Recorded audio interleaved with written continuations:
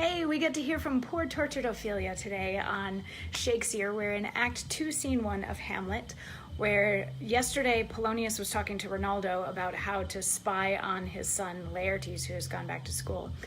Today we get to hear from Ophelia. So after Rinaldo has left to go spy on Laertes, Ophelia comes in and she's just had this really weird encounter with Hamlet that she's feeling not good about, and she's really shaken. And in this monologue she describes what happened in this thing. And flashing back a little bit, Hamlet had said after he heard from the ghost of his dad, and he was talking to Horatio and Marcellus, he's like, I might have to be a little bit crazy sometimes from here on out. So a lot of people think that that's what this was. But anyway, this is Ophelia talking about what this encounter was that she just had with Hamlet. She says, "He took me by the wrist and held me hard.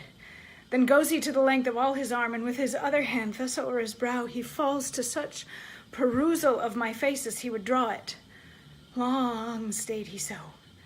At last a little shaking of mine arm, and thrice his head waving up and down, he raised a sigh so piteous and profound that it did seem to shatter all his bulk and end his being. That done, he lets me go. And with his head over his shoulders turned, he seemed to find his way out of doors without his eyes.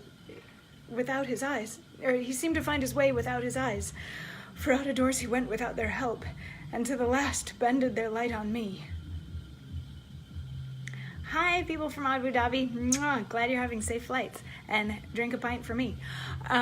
So yeah, he comes in and he shakes her and he looks at her and all this sort of weird stuff, and then he leaves. And Polonius takes this as an indication that since he had told Ophelia to not encourage Hamlet's romantic advances, that now Hamlet is really upset about it. So now he's going to go off and tell the king and queen that Hamlet is all kinds of messed up because he's in love with Ophelia, but Ophelia is denying him at this point.